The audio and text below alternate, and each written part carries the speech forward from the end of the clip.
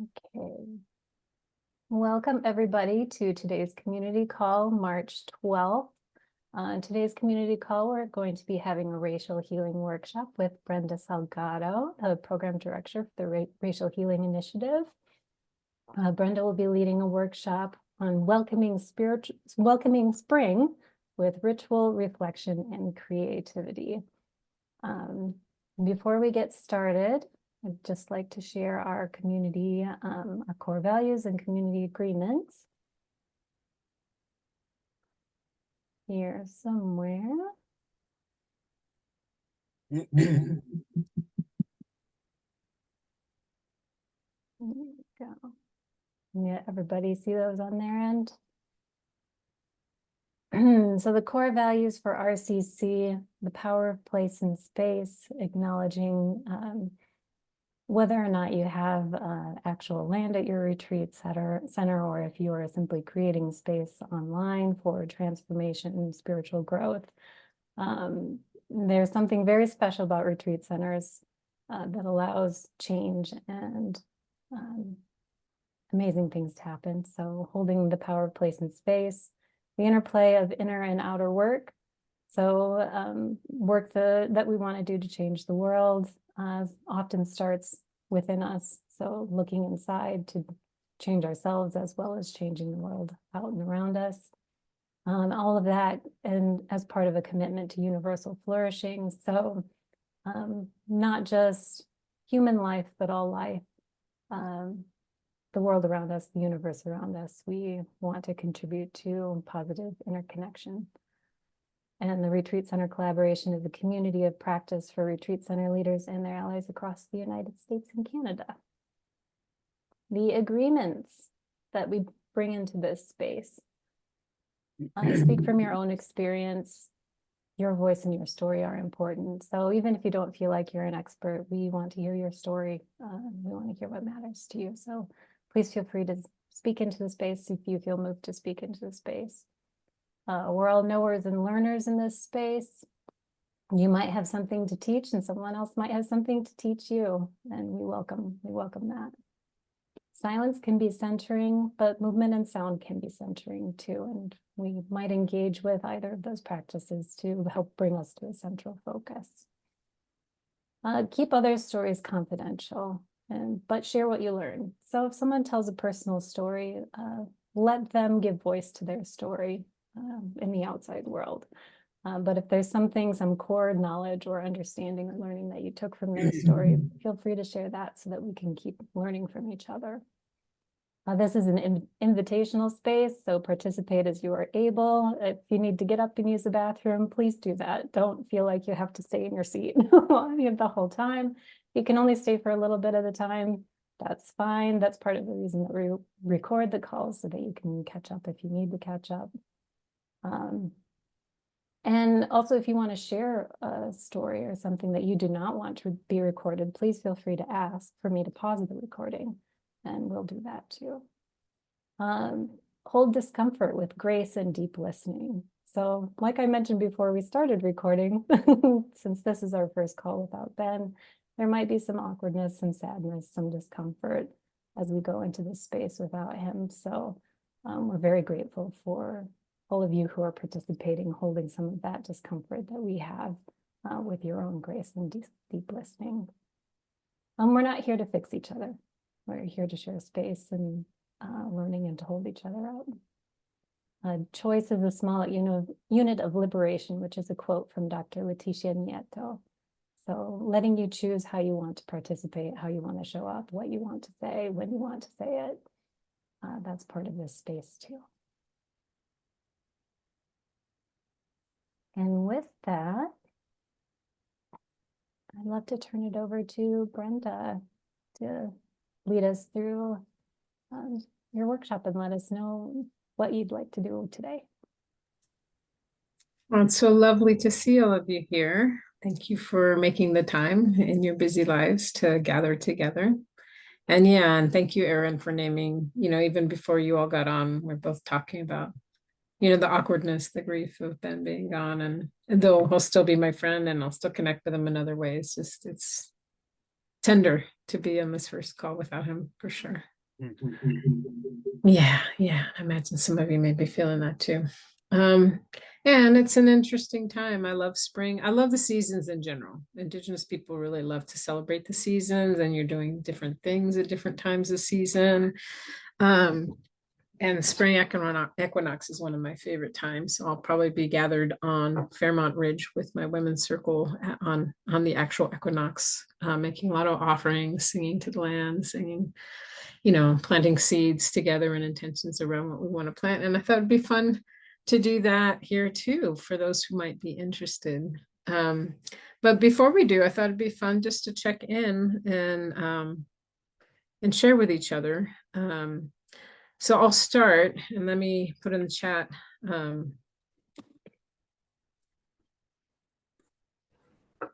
So name and where you're calling from. And then also either what your favorite season is, or if there's something you want to share that you particularly love about spring. Just being in the theme of seasons, whichever one feels more relevant to you.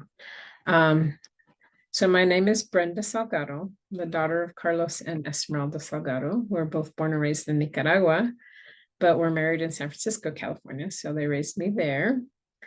So normally I would be calling you from California, but at the moment I'm in a week-long wisdom teacher residency at Naropa. So I'm in Boulder, Colorado, which is the land of the Arapaho. I just had a lot of fun talking to students right before I got on here. And let's see, my favorite season. I really do think for me it's spring. That's probably why I said I want to do this one. One of my favorite things about spring is that's usually when Rick and I start planting vegetables in the garden. And when we were first married 19 years ago, we'll be 20 years in June. I started telling him a little bit about how differently, I was taught about from some Indigenous elders as I got older about, it's really important to do ceremony and sing to the land and make offerings. And in the olden times, it was the women that blessed the land before you planted the corn. And he really loved that. So then he started saying, okay, every year when I plant the corn, I can't plant the corn until Brenda does her ceremony and her singing to the land. And he's just so sweet and reverent as he follows me around when I'm singing and making offerings. And some years they'll just be like, you haven't done the ceremony yet. I want to plant the corn. When are you going to do the ceremony? So it's very sweet to me to see the evolution of that in our marriage, and his love of the spring and my love of the spring, and the ways he tends to the garden and to the food that he grows, and his willingness to share it with the neighbors.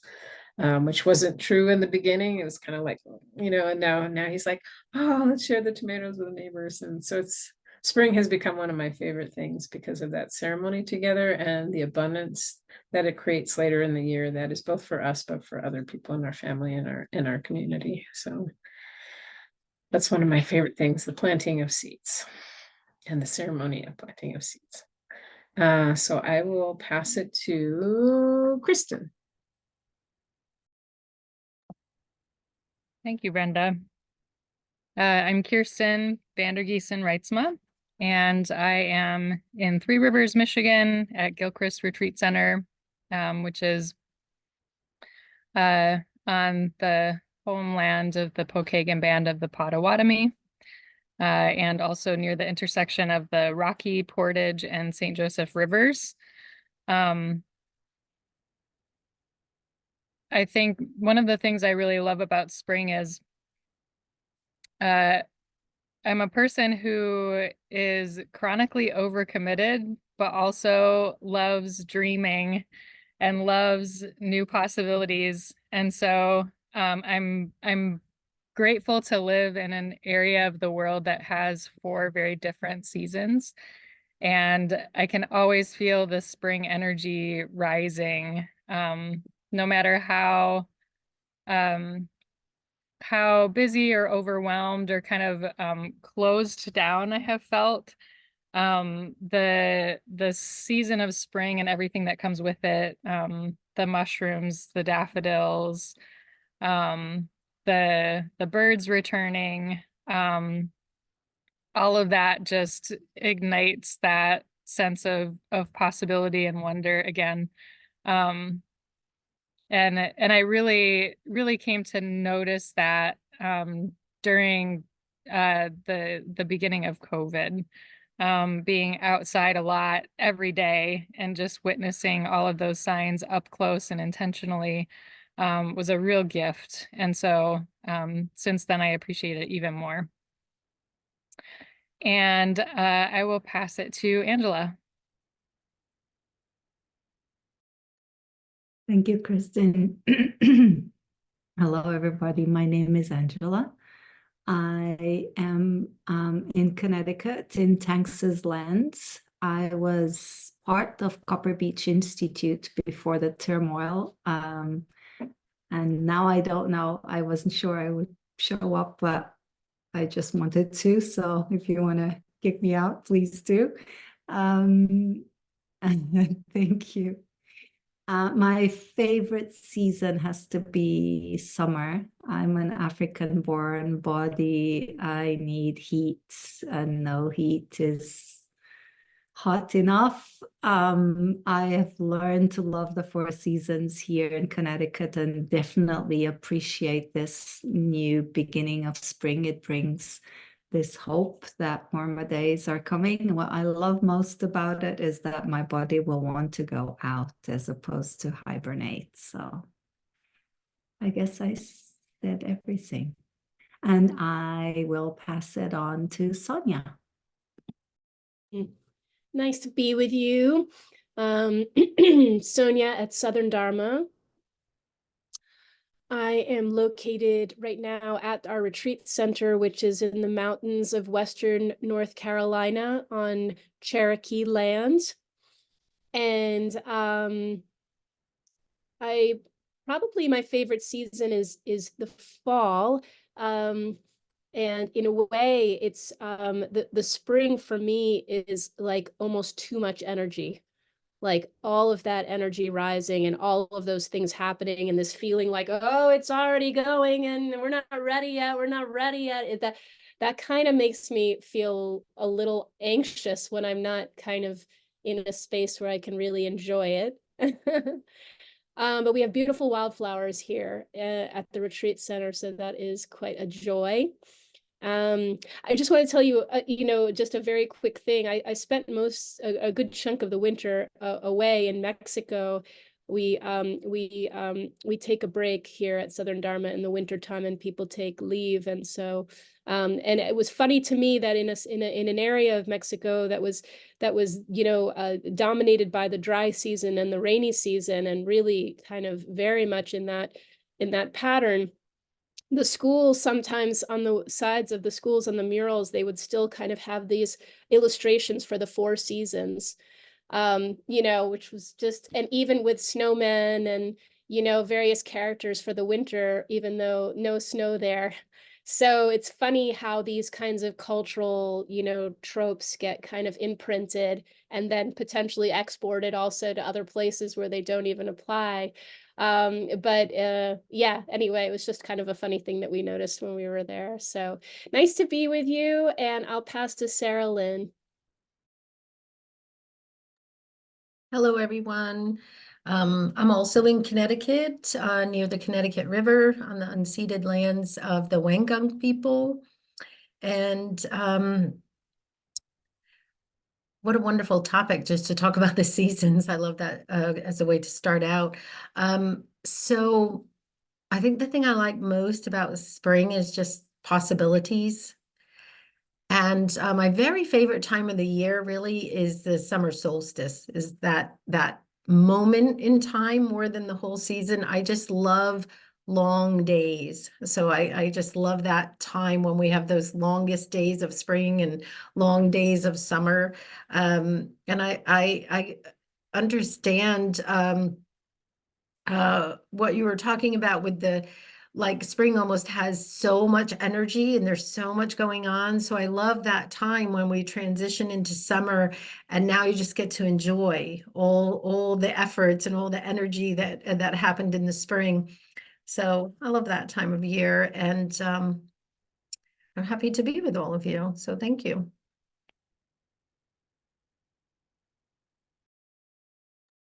I'll pass to Colleen.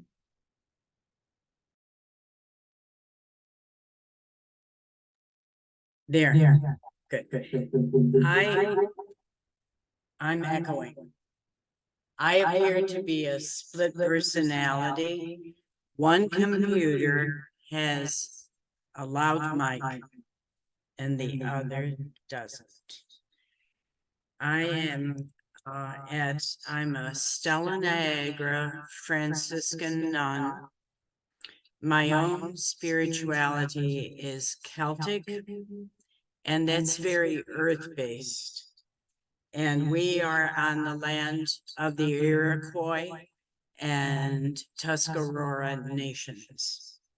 I was looking forward to learning a spring ritual, but my favorite season is fall.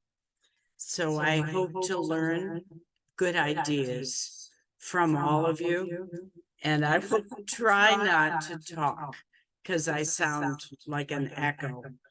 So good to be with you all. Oh, we do have 4 seasons. We are outside Niagara Falls, as you can see in Nancy's picture. And we are having about 50 people come to the eclipse in Niagara Falls. It's exciting. So they're coming to our retreat house. It's a blessing. Thank you, Colleen. Nancy, do you want to introduce yourself? Sure, I'm having trouble with the volume. Can you hear me okay? Mm-hmm. Nancy Askins, I have the pleasure of working with Sister Colleen. She's our board chairperson, by the way. And she's already talked about what our geographic area is. I think my favorite season is the fall. I always wanted to get married in the fall. But we ended up getting married in the spring because my husband says April 28th was 2 weeks after the end of tax season and he was a CPA. So I actually love the spring now more than I appreciated it when I was younger. I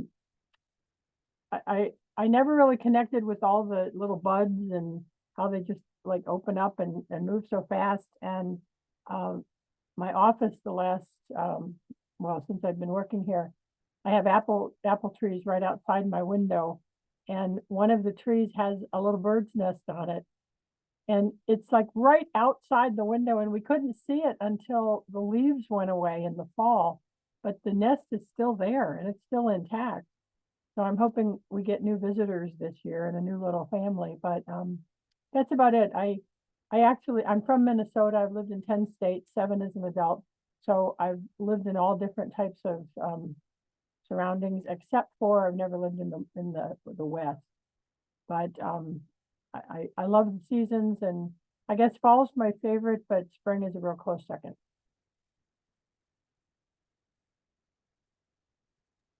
Thank you. Did you want to go, Erin? Yeah, I'll do a little introduction. My name is Erin McCauley. I'm the RCC admin assistant. She, they, any pronouns are welcome in regards to me. It's so hard when it comes to the seasons because there's something about every season that I love. I think fall is my favorite season, especially when I start hearing the skittering leaves on the pavement outside. There's something about the energy, that restless energy of autumn that really speaks to me. As it's going into what I call the cozy season, where you can just bundle into your blankets and sit by a fire and be really comfortable. But spring has its wonderful moments too, and I'm thinking especially about spring peepers when they start calling in the distance, and you just get this vibrating atmosphere of these frogs happily talking to each other. Or around my house now, we have a bunch of mourning doves that are just so happily flirting with each other as they fly around and their wings are whistling and they're singing to each other and they're so happy, and it just fills my heart up, and I love that. So those are some of my favorite things about spring. Yeah. Can I add something to what Erin was saying? Yeah. We have a lot of birds that are around our house, and I was looking at somebody's Facebook posting years ago, and she had moved. She said that she wanted to get out of her house and find another location because she couldn't stand all the birds in the morning.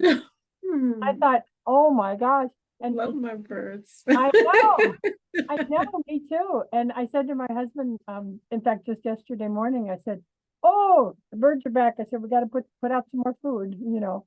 But it's so funny because when he goes out to get the paper in the morning, they're all tweedly, you know, and he gets the paper and they stop, and then he'll come in and they start up again, you know. I just love it. Oh, I love all these stories of our non-human relatives and our family and our kin that are non-human. Yeah, in our house this time of year, the birds are just happy, and we have a couple feeders up for them and a bird bath. And they'll remind me when they're empty. They're like, they'll come over and kind of just, hey.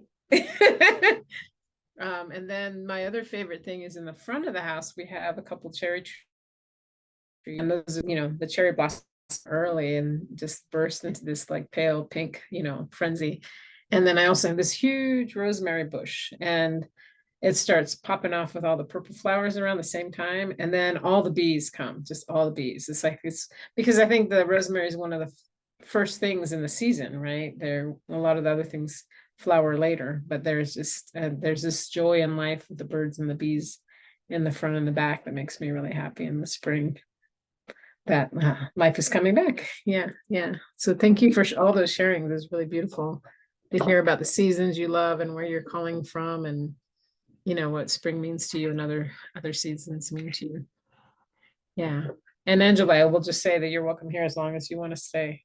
Please know that. Your dear sister. Yeah. So I wanted to start with a Lectio Divina. I found this interesting little spring prayer, and I thought what I'd do is read it 3 times. The first time in the style of Lectio Divina, I'm going to invite you to just listen to it and let it wash over you without trying to analyze it or think about it too much. The second time I read it, to notice if there's any sensations in your body as it's reading, and if there's any words in particular that stand out to you. But don't do that on the first round. The first round, just let it kind of sink in. So I'll read it twice. Sometimes I do it 3 times, but I think I'll do 2 for today. And just be however you want to be. You can have your eyes closed, you cannot have your eyes closed. It's really up to you. But to allow it to wash over you. The Spring Equinox Prayer. Greetings to the spirit of spring, whose nature is movement and dance is change. I bow to the blowing winds, and I feel your movement press up against my stubbornness. Rattle my inner stagnation awake, like a tiny seed bursting from the crack of its outer shell. Break me open in all the places that need new growth, so that I may see myself with eyes wide open. I feel the water of life flowing around my feet. Yes, you encourage me on my way. So I'm going to read it a second time and just see what you notice around what stands out to you in a word or a phrase, and what you're feeling in your body with the second reading. Spring Equinox Prayer. Greetings to the spirit of spring, whose nature is movement and dance is change. I bow to the blowing winds, and I feel your movement press up against my stubbornness. Rattle my inner stagnation awake, like a tiny seed bursting from the crack of its outer shell. Break me open in all the places that need new growth, so that I may see myself with eyes wide open. I feel the water of life flowing around my feet. Yes, you encourage me on my way. And so I invite people to share what words stood out to you. So you come back in.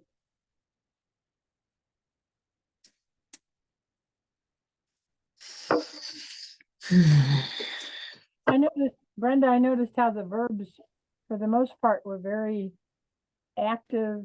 Well, verbs are active verbs, but these were verbs that you could act upon your body. Mm.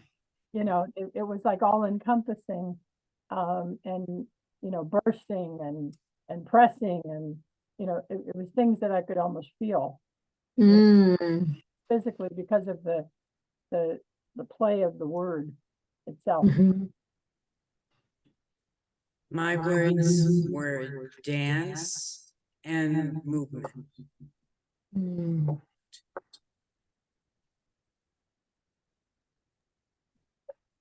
Brenda, I really felt that wind pressing against my stubbornness.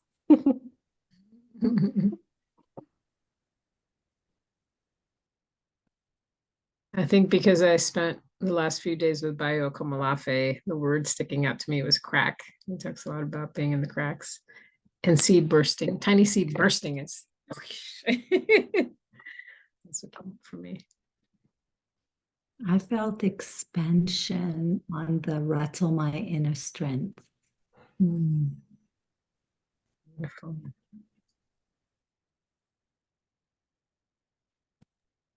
I noticed the you at the end of it. You encourage me, or you something. Mhm. Who is the you?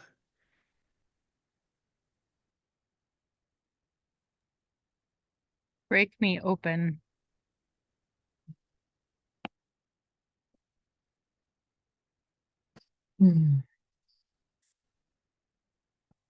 Posted it in the chat in case people want to save that later. Yeah, I love that it started with the greeting to the spirit of spring. Yeah. So thank you for that. I've just been thinking a lot about spring lately as a time, when of new growth. And also I think because I think about seasons in this way that a lot of elders have told me, like they think about winter as a time where we go in and we're slow and we're reflecting. I remember reading one time too, around that's the time when elders story tell around the fire. And that we give thanks for the harvest and what the good that came that year, and the harvest and the crops and things. They said, spring, we're in the busyness together as a community of planting, they said, and then summer and the harvesting, winter in the thanking and reflecting and slowing down, and then starting all over again. And the fall is more of the harvest. Yeah. So I remember reading one time that they said that sometimes the kids would run up and ask the elders to tell the stories, and they would say, no, it's not the right time of year. We're supposed to do that in winter. So that was really cool. Like, cause you could in theory do storytelling anytime, but when you're in rhythm with the seasons, right, there's a time to things, which isn't, and there's the things that the community is doing together.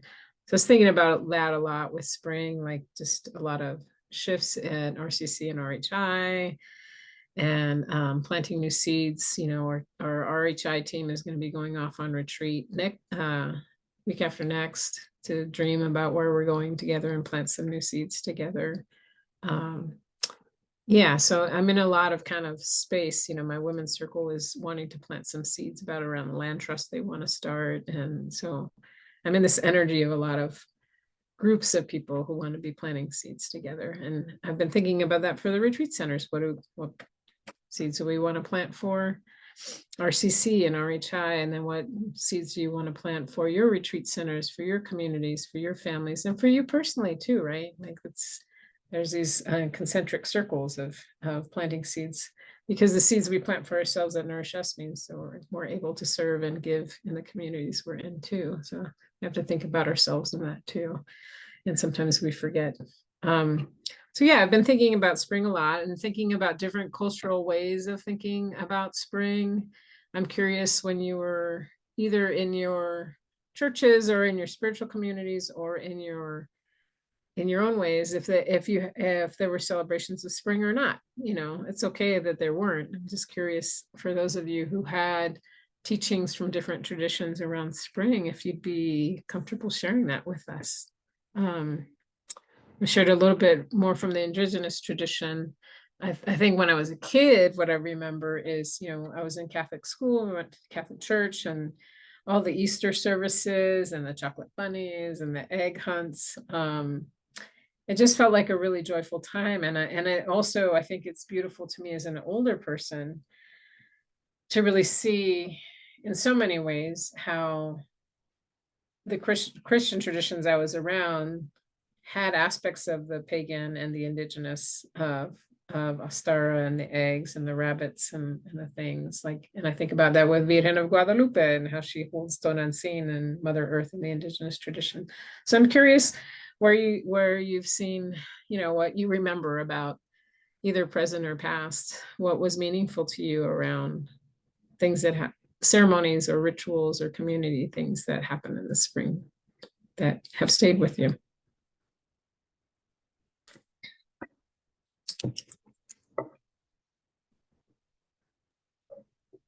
I'll start. A big one I think of is the crowning of Mary, the May crowning. And I went to a Catholic grade school and first year of high school, and even today I'll see statues of Mary with the flowers on it, and some of the local churches will have the May crowning. And I miss the songs. Oh Mary, we serve me with blossoms.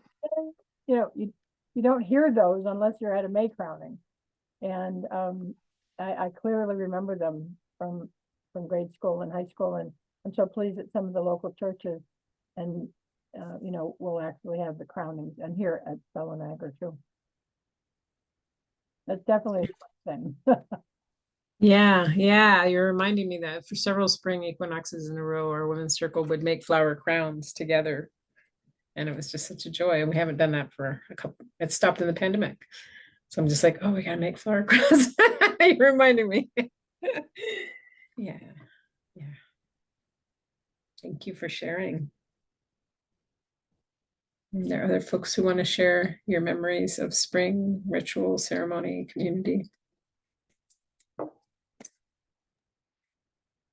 I still have the Catholic stuff going for Lent, Holy Week, New Life, and the Celts were very big on spring because they relied on it, like the indigenous, for food and planting and welcoming earth.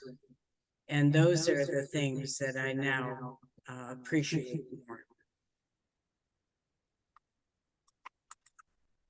I'm thinking of a more secular practice, which is just spring cleaning. That's what's coming into my mind. The joy of, you know, after being shut in for so long, just cleaning out all those corners, getting rid of the things that you don't need anymore, making space for freshness and newness to come in.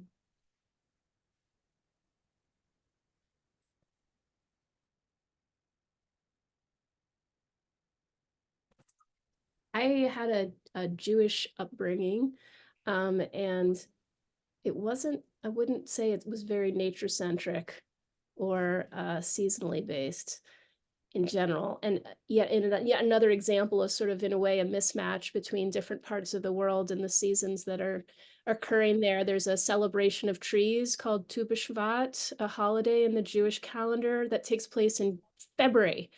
So it was always kind of mysterious as to what we were supposed to be doing to celebrate trees in February, but it was also about planting trees in Israel. So, and for me, I guess, and actually, Colleen, you bringing up kind of the Celtic understanding of seasons, For me, spring growing up in New York City was the St. Patrick's Day parade, which is very, very closely associated with spring for me, and like the trees in bloom and this beautiful sunny weather and people coming out again and celebrating. I always feel very, very moved by that particular parade. It's beautiful. Mhm. I love it. And I don't even know how it came to be celebrated that time of year, but it would be interesting to find out and find out a little bit more about what the seasonal, you know, potentially the seasonal connection was with spring. Yeah. So I did not grow up with seasons. I had the rainy season and the dry season. So I don't have that sense of, I mean, I have the sense of the change itself, but spring was the beginning of the rainy season. So there's something in my brain that is kind of disconnected, as if seasons are here and this is what seasons are, but that's something different. So I had a hard time go back and identify. But there's definitely that joy of rain that I lost when I came here, because rain there is not cold. And we didn't stop. It was just watching and celebrating the rain. So I don't know. That's what came up. Interesting, because I felt I had lost that joy of rain that here definitely I do not have. So that's what came up for me. Yeah, I can relate to that. With my ancestors being from Nicaragua, I really love warm tropical rains. And I still delight in them here as long as I can get in and do what I need to do right after. Like it was raining when we were at Kirkridge and I was really loving it. But also I could go inside and get warm, right? Like it's different when you can't go inside and get warm right away. Well, thank you for your sharing. So did everyone that wanted to share get a chance to share before I transition this? I'm thinking about I grew up in a Christian ethno-religious subculture, a very particular one. And Easter, of course, was a springtime thing, but because of how it kind of floats back and forth in the calendar and the way our weather patterns are, sometimes Easter would feel more like winter. And then, you know, we have other years where there's the picture of me and my three siblings all decked out in our Easter outfits in the sunshine in front of the house. But the thing that I think that's coming up for me that's more consistently connected to the actual transition of the weather and the turning is this our playground at our grade school, which was part of this ethno-religious tradition, had pea gravel. And there's a certain, like, as a kid, like playing in that pea gravel and getting all dusty from that, there's just a very particular smell that it has. And like just the smell of myself and all these kids piling back into the classroom after being out in that dusty pea gravel. That's really coming to me now as like the most potent sensory experience of spring as a child. Oh, such beautiful range and interesting experiences. So thank you for sharing. Just check in with Sarah Lynn if you wanted to share anything. And I also see that you're off camera, so I also want to honor if you're not able to engage at this time. Just want to make space. Okay, cool. Well, I thought we'd take some time doing two things. I found this interesting article on different things related to spring, and it had a couple of different prompts, but it had a nice prompt around some journaling around spring. So I thought I might put that up and give people like 15 minutes to journal, whatever comes up for you. And then I'll check in at 15. And if people want more time, because there is a bunch of questions and you don't need to do all of them. I think you should do the ones that call to you. And then maybe I'll try to play some music in the background too. So if you don't have paper with you, I'm going to encourage you to get that together and a pen. And let's see if I can. I think this is it. Yes. Boop. Yes. Okay, cool. So I'll read them aloud. In fact, we can read them aloud. If people want to read one, I'll read one and somebody else can read one. In what context do I feel most on my edge? So this is about kind of the seed and what we want to plant and what we want to grow. How do I know when I'm in my growth zone? What are the felt sense indicators?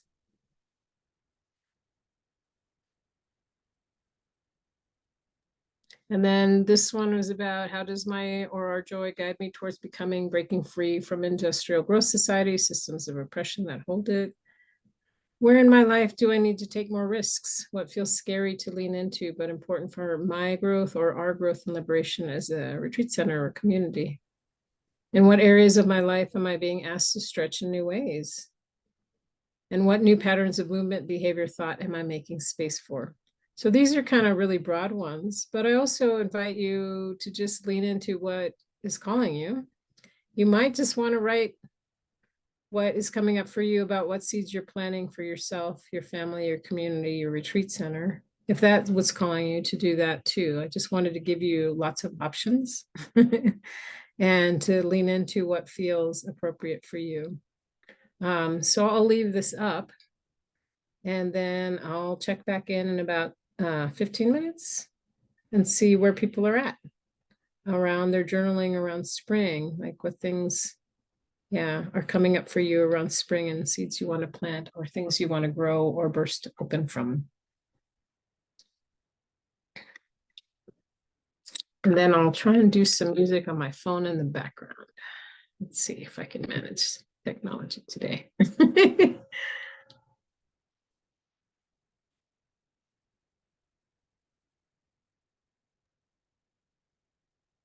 Brenda and all. I have to leave at 2:30 for another meeting. I love this group already. And I leave Nancy to share the rest of it. Blessings on all of you. Blessings to you too. And thank you for your sharings today, Colleen. Thank you, dear. Can people hear the music? And is that helpful or distracting? Zoom might be muting it as background noise because I don't hear anything coming through on my end at least. Yeah, I don't either, but I'd love to. Oh yeah, you know why? Yeah, Zoom is very good at, I'll have to do it from here. So let's see. Maybe what I'll do is stop the share and let you keep your journaling on while I find something to play through the computer.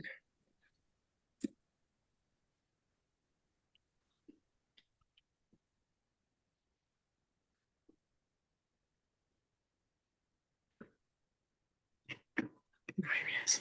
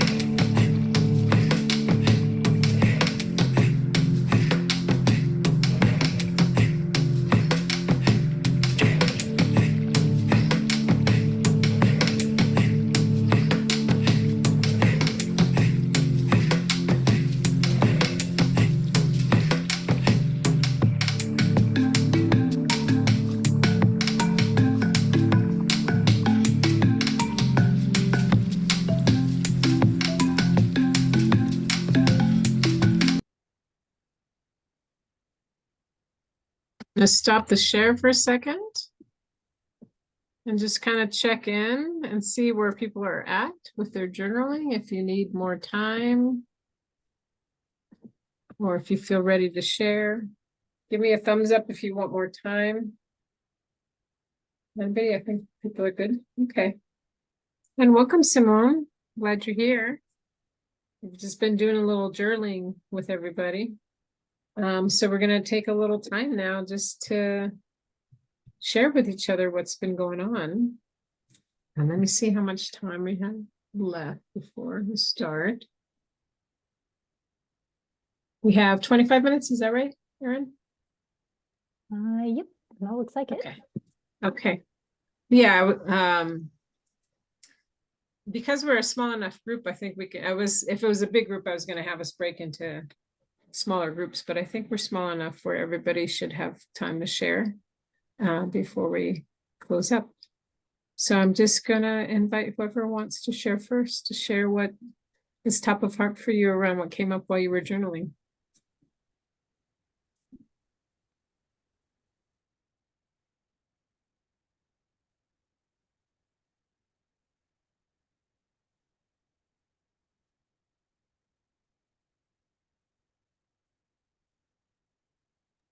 Well, I don't mind going first this time. It's a struggle for me, as it is for many others. I won't make it out like it's only mine, to really tune into the felt sense of various things that I'm experiencing and to understand how it is that I know in my body that I'm feeling what I'm feeling. So the first question, around the sort of indicators of growth and how you experience that. So I know that when I experiencing a growth moment, that there's an excitement to share insights about that, rather than just kind of troubleshoot challenges or the irritations themselves. There's this kind of eagerness to like, oh, it's such a relief to be able to share an insight about growth. But I do struggle to kind of identify how it is that I experience that in the body. So it's something I continue to work on. A couple of other things that came up for me in regards to some of the other prompts. I know that I need to continue to build my skills and engagement with different handmade crafts. That's just something that is really important to me, and that I do regularly. But I've been thinking lately, okay, like, so what am I gonna, how do I want to spend my time? Do I want to get back into doing the pottery classes again, or kind of explore this interest of mine in textile? I guess one more thing I'll share is kind of around the prompt that had to do more about like sort of what new behaviors or patterns or, are you creating space for? And I guess space is the new pattern I'm creating space for, because it is hopefully a new pattern around taking more time to pause and give myself time and have patience with myself in considering what the right way is to proceed, particularly in regards to matters of, professional, interpersonal difficulty or conflict. So I'm really trying to force myself into new patterns of longer pause, and more patience with myself. So that's what I will share. Thank you. Thank you. Appreciate your shares because I can resonate with some of them and see myself in them too.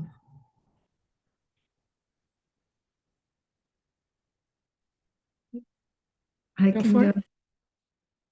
I feel like it resonated, your share with mine.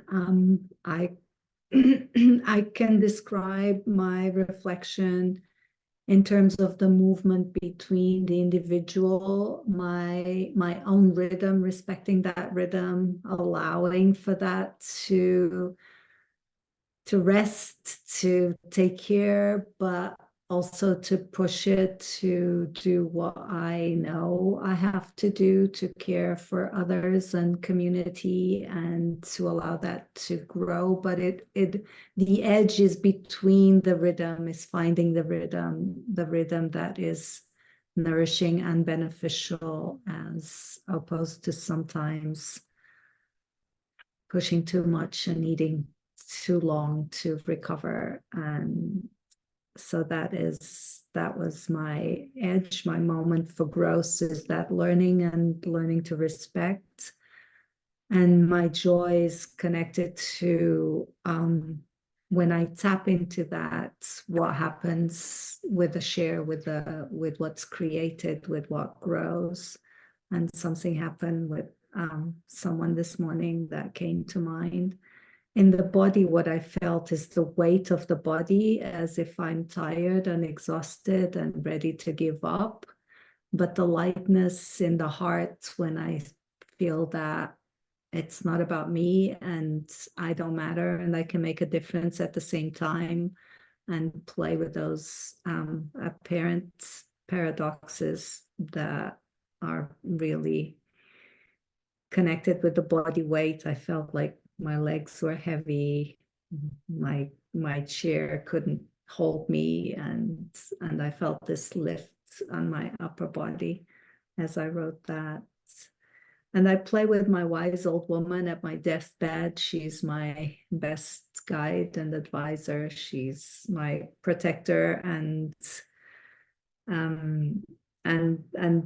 she came in terms of the decisions of that rhythm and the pushing for creating more and sharing more, but at my rhythm, and knowing that it's possible according to her. I don't know how yet. And I guess that's it. Thank you. Thank you.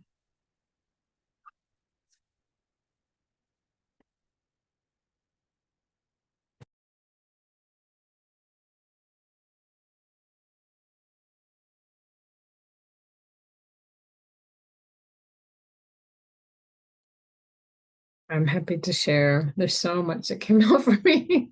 I think just on a personal level, I was thinking a lot about planting seeds for healing in my family. For me personally, just there's some stagnant energy in my legs and in my gut that I've been healing, but still need some more work, and keep being told it's connected to ancestral patterns with certain grandparents in their lines.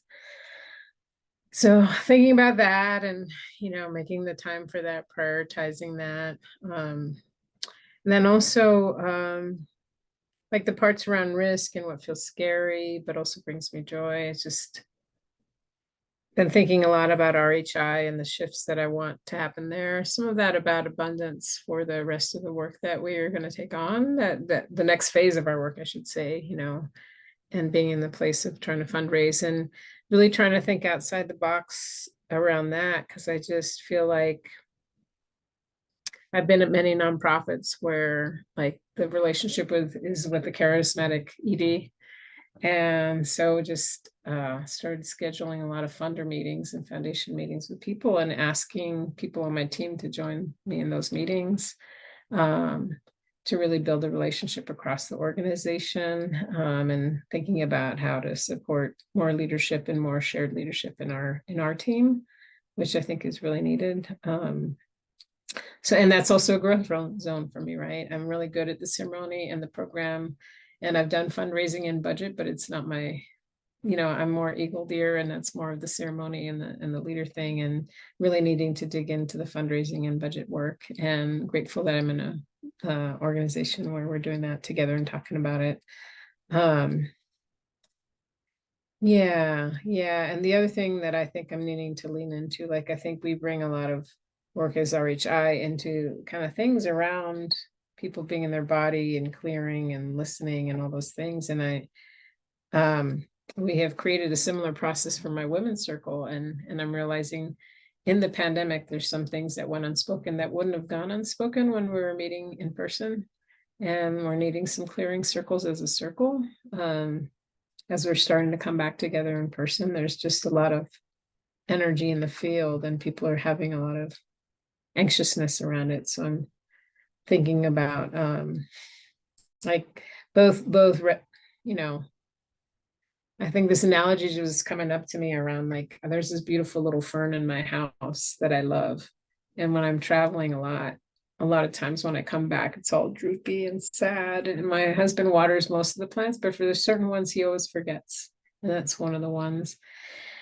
And then I'll pour water in it and I'll tell it hi and that I missed it and I'll take it to the sink and then, it starts perking back up and the leaves perk back up and hasn't died yet. It goes through those cycles. And I've just been thinking about that both for our RHI team and for my women's circle, like where are the places that we're droopy and we need to replenish and water together. And not to see that as like work and, difficult, but more like, oh, we need to water each other again, so that we're bouncing back to life in the spring together. So just been thinking a lot about making space for clearing circle processes that I can sense in the field need to happen and for us to move forward together. Yeah, and wanting us to be in more physical practice together, thinking about bringing in forward stance or other physical practice into our work together.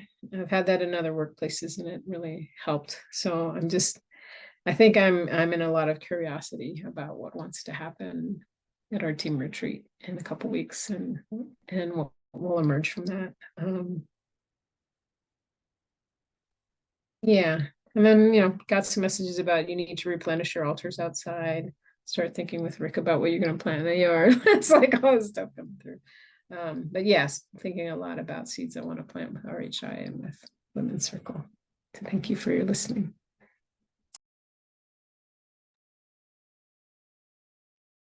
Yeah, I have a couple of things that I'd like to share too, Brenda. I really want to sit with these questions some more and maybe give them like an hour or an hour and a half later today, because I've felt that invitation to sit with these for a bit. But especially thinking about the growing edge, I definitely feel like I'm on my growing edge right now, especially with RCC and just sort of easing myself into what the transitions are going to be and trying to be open to not knowing and just being in that space, the discomfort of I'm feeling that seed getting ready to burst, the okay, I don't know where this is going, but trying to trust that just taking it one step at a time. And that being called into more visibility, more of my voice, more vulnerability, and trying to let go of cultural ideas that you have to do professionalism and perfection a certain way. And I always get like this constriction in my chest and this sense of, no, I've got to be a certain person. I've got to put a mask on and in order to be accepted, in order to get through whatever I need to get through. And then that second question about following the joy instead was really hitting me. It was because I have this expectation that it has to be painful. The change has to hurt in order for it to actually be growth. And I want to explore a bit more about where that supposition is coming from inside me. But that seed that's following the warmth of the spring, that's following the light. In my imagination, it's not hurting. It's following joy. So I want to follow that visualization some more. And I'm grateful that you brought that question. Thank you.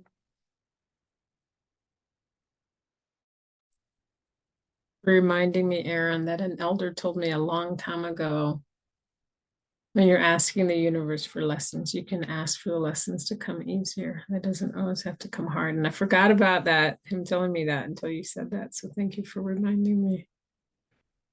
Ask for the lessons to come more gently.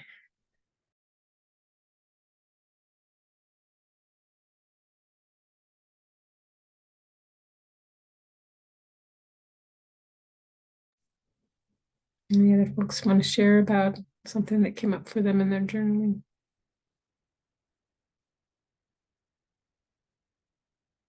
Or what seeds you're planting?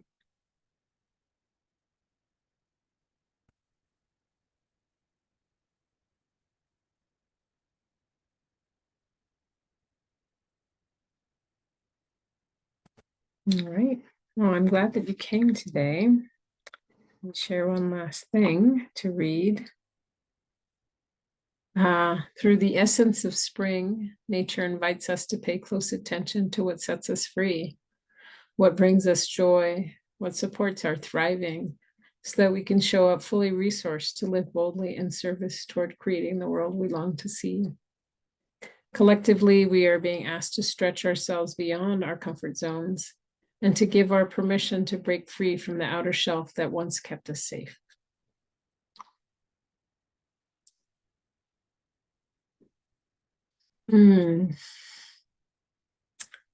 So I think anybody, I'm feeling the urge to ask if anyone wants to do a closing blessing for us or a closing activity for us. I feel like there's collective wisdom in the field, so it's not supposed to be me. I can offer something. So maybe just a dedication of merit and an intention for our practice going forward. May this season of emergence and new life be an inspiration for all of us as we continue the very important work that we do of building community and supporting loving understanding of each other and healing wounds on a personal and collective level. May we find resonances in the world as we look around, both for our pains, but also our joys and our triumphs. May we see how the world reflects us and how we reflect the world, and recognize the deeply interconnected nature of all of our experiences, all of our struggles, and all of our loves. May it be so.